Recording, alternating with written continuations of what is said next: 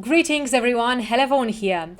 I'm back with another analysis of a Cradle of Filth song, this time from their 1994 album The Principle of Evil Made Flesh. And the name of the song is The Black Goddess Rises.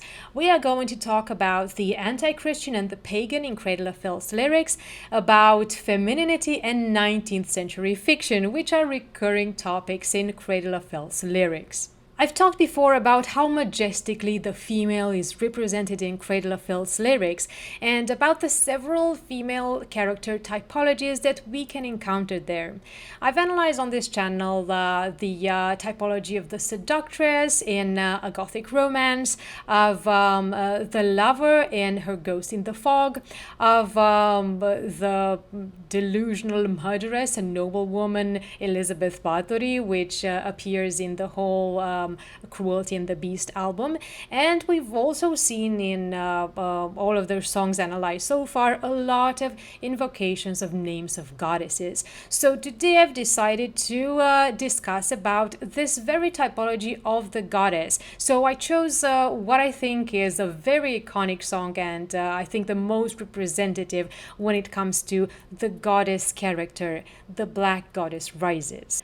I've always found it interesting about Cradle of Filth's depictions of religion that their anti-Christian attitudes are sometimes mistaken as satanic.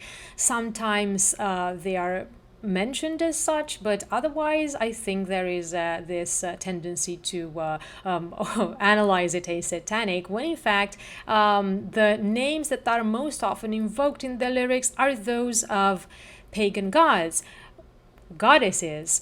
Most often, the goddess in Cradle of Filth's lyrics is more than a mythological figure. She is a symbol. She is the perfect antithesis to God or to Jesus, more so than Satan, because she is a woman. And keep in mind how important is the inversion of Christian symbolism in black metal, so the gender inversion is also quite significant. We have the inverted cross, the inverted ideas of good versus evil. We also have that amazing song, Dinner at Deviant's Palace, which is basically Our Father, the prayer spelled backwards, and it's just the eeriest thing I've ever heard. So back to the Black Goddess. She represents all the prominent pagan ancient goddesses worshipped from prehistory and dethroned by the arrival of the newer religion of Christianity. And she has now returned to take back her rightful place. The theory of a matriarchal prehistory, a time long ago when women were honored as avatars, if you will, of the great goddess for their life-giving abilities, is a 19th century myth. It is completely unhistorical. Let me get a bit into this because I find it fascinating. This theory was accepted as a historical fact by a lot of feminists a few decades ago for obvious reasons. But this myth was actually fabricated in the 19th century by men with the purpose of proving that the honoring of women is a primitive practice associated with uncivilized societies, and to prove that the honoring of men, the patriarchy, is actually the superior state of things. So this also justifies Christian religion and other religions that worship men. So what Cradle of Filth does here is play with this 19th century myth, revive it, and turn it into an anti-Christian commentary.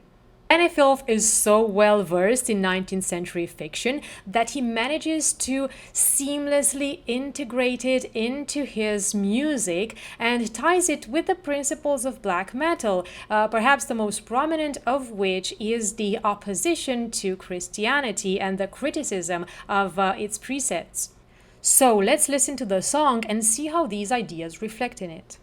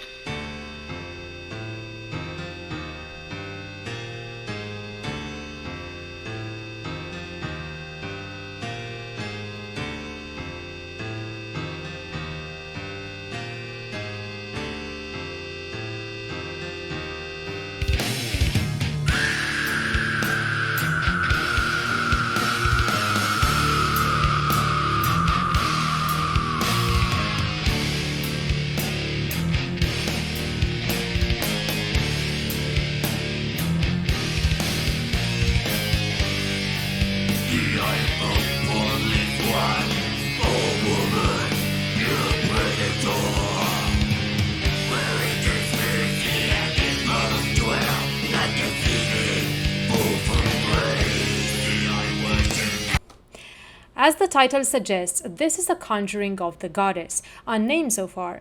What we know is that she is primordial, she is bornless, and that she is associated with all of those traits that are usually considered negative and pinned on women in Judeo-Christianity, but not only.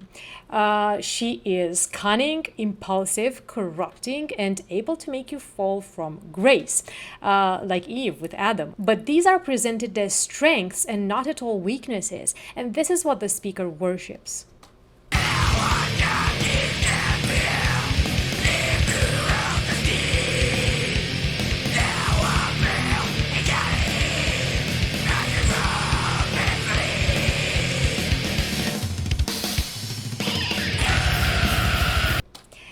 So now we get into the goddess's identity. Like I said before, this is not one single mythological figure, but a multitude, several goddesses embodied in one single entity. She is a female version of the archangel Gabriel. She is Lilith, the insubordinate wife of Adam, consort to Samael, and mother to demons from Judaic mythology with Mesopotamian roots, and she is Hecate, the Greek goddess of magic.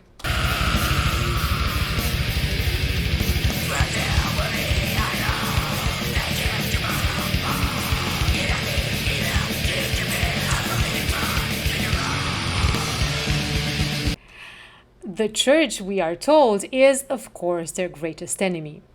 The line, "Drink your fill of the bleeding Christ in your arms," evokes a wonderful image of a vampiric pietà, where the woman is not the loving and protecting figure, but a sensual blood-sucking demon who is there to take advantage of the vulnerability of Christ.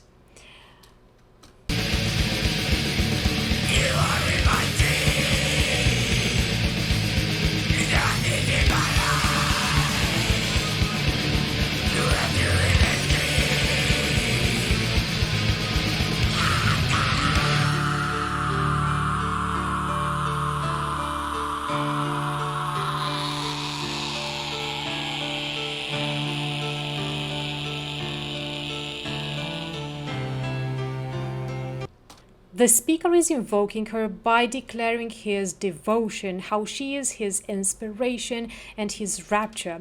And I love how the line, "the rapture in my screams," evokes a trance-like state in which the speaker receives divine revelations, but also has a double sexual meaning, which is very congruent to how the entire relationship between the male worshipper and the goddess is represented throughout the song.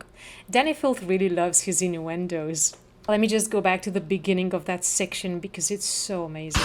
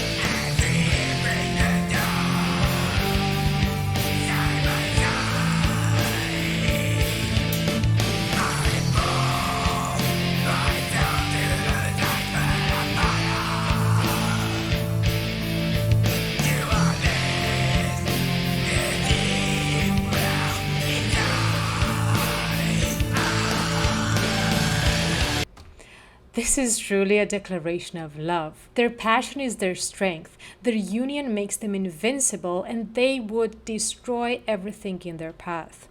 Also, we have again Eve, of course, another mythical figure to attach to the list of goddesses, who is both sweet and sinful because, of course, in the myth, she eventually fails to be the homely wife that she was meant to be, and she corrupts her man. I love all of these references to sexuality. The desire, the embrace, the fire, the seed, which have here a double meaning because the desire is not only sexual, but it is also a desire for greatness and a bloodlust. They embrace the darkness and harvest the seed of evil.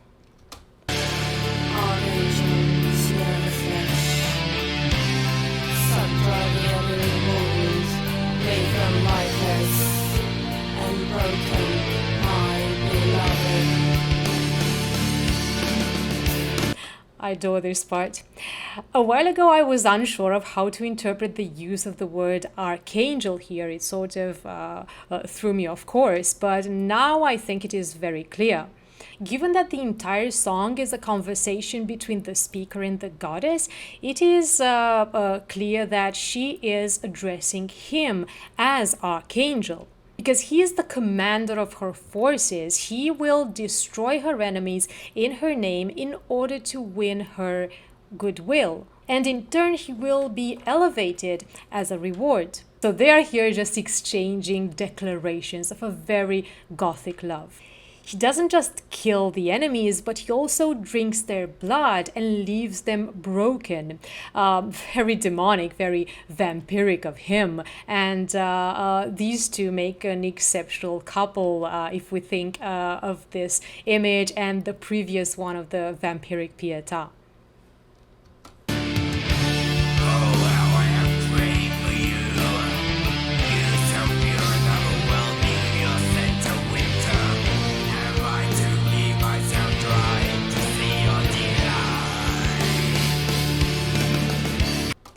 Pure Gothic love. I've talked about Gothic traits in Cradle of Filth's lyrics several times before because it fits so great. The speaker is idealizing his lover. He is describing her as magical, exotic, associated with cold, with darkness, all of these Gothic elements. She becomes his whole world until his love for her becomes an obsession, because Gothic love is also obsessive, consuming, destructive, potentially, and it may also involve a lot of suffering. She is a very powerful and demanding mistress, and he is willing to suffer for her pleasure, to bleed myself dry to see your delight. There is always this masochism in the way that the male is viewing the relationship with the female in Cradle of Filth, and not necessarily in the Gothic genre as a whole. But yes, Danny Shore knows how to write romance. He has turned a conjuring of the goddess into a very romantic song. And here comes the invocation.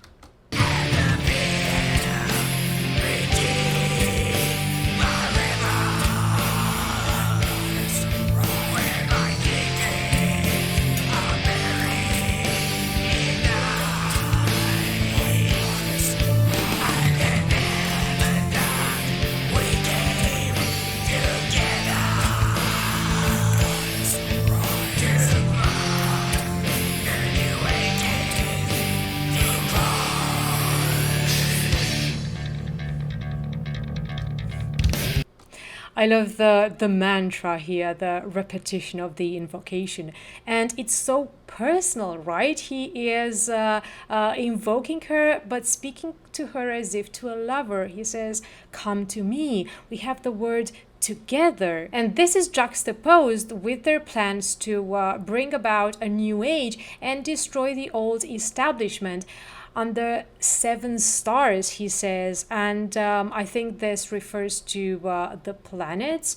7 stars may also refer to the Pleiades. I hope I'm pronouncing it right, from mythology, which would play into the whole goddess and universally female theme. But I think it just refers to the planets, so with the whole universe or solar system as a witness, in order to show the grandeur of their scope. And they also complete each other. When they are together, they have shared their secrets and everything else. So there is no more fear. I find this very beautiful.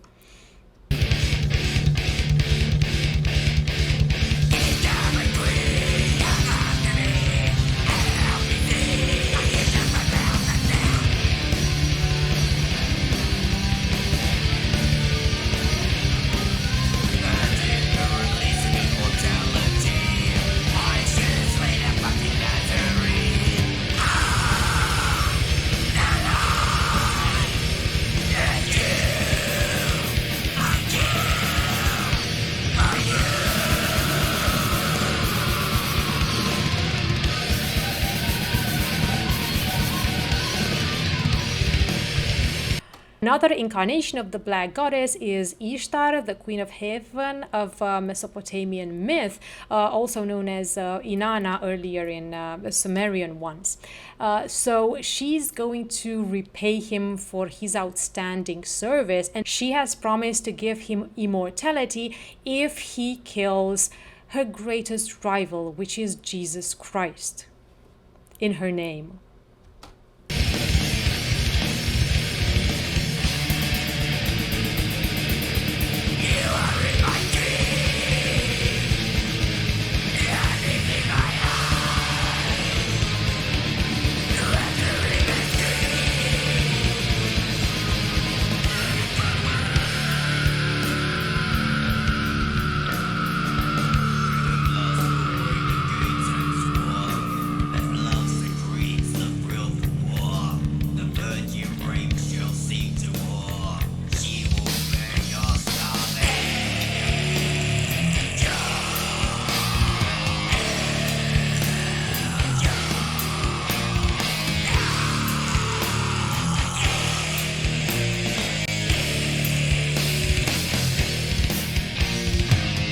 So again, these are feminine traits that are traditionally seen as negative, but here they are given power. We have the vulnerability of the raped virgin. We have her becoming a whore, who is also marginal to society and all the immorality and lawlessness that is associated with this. This figure is in fact a Shewolf. She is bloodthirsty and she has come to take revenge on those who have wronged her.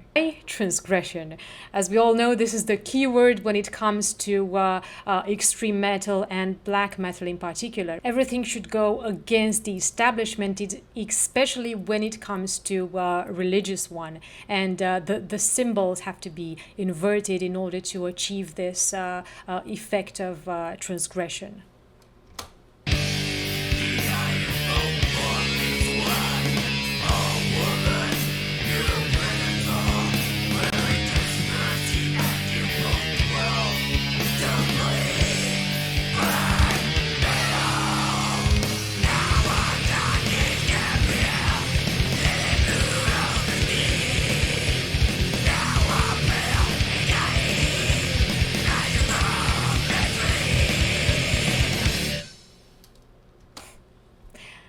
The entirety of the principle of evil made flesh is about the return of the goddess. And I'm not taking my headphones off just yet because I want to exemplify it a bit more, since I'm not going to analyze every song from this album. So let's just take a look a bit at a couple of more instances which I really love and which also emphasize this theme. The first comes from the title song, The Principle of Evil Made Flesh.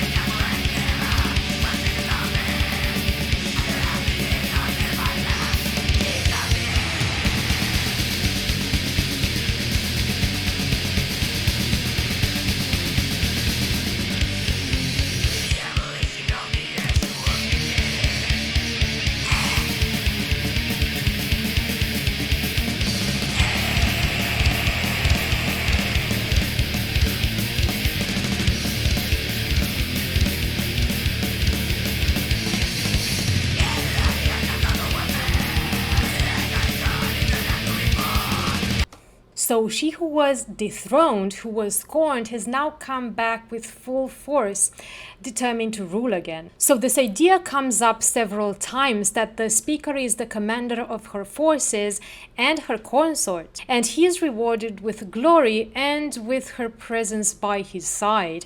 And here it is again in a crescendo of passion bleeding.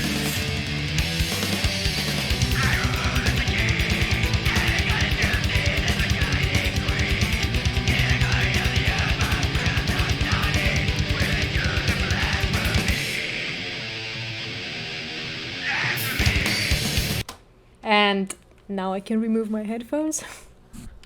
So when I choose what song I want to analyze on this channel, I usually want to choose one that is representative for a certain theme that I want to talk about. When choosing which song to analyze for the goddess typology, I was actually torn between this one and one from that album, which a lot of people don't like and I still don't understand why, which is Thornography, and the song is Under Huntress Moon, because that song, as the title says, is about the goddess of the moon and of hunting, Diana, Artemis, and we have there that beautiful mantra at the end where the line, "You mesmerize my soul, Diana, you mesmerize my soul," is repeated 8 times, and I find that really beautiful, and I was on the verge of analyzing that one, but then I went for the Black Goddess Crisis because it is more iconic and more atmospheric, and I'm also very fond of this raw older sound of theirs, as I know a lot of you are as well. Anyway, I may analyze at least one other song from The Principle of Evil Made Flesh, and I was thinking To Eve, the Art of Witchcraft, because it ties a bit with this one, but it's also more about witchcraft than about godhood. Let me know what you think. And also, I now have a question for you. What do you consider to be Cradle of Filth's best or most representative song that is overtly satanic? Because I haven't actually really thought about this before, and why not? We should analyze something satanic as well. Let me know what you think in the comments below. I'd really love to hear your opinions. So this was my analysis, everyone. Thank you so much for watching. Also, if you are a writer yourself and you are looking for a place to publish your short prose or your poetry, I'm also the editor and co-founder of the literary magazine The Unconventional Courier, and you can find the link below which points to the magazine's website, and you there have all the details in case you want to submit something to us. Thank you so much for watching, and I hope you enjoyed this analysis, and if you do, please subscribe and stay tuned for the next analysis of a metal song from the point of view of the lyrics. Until next time.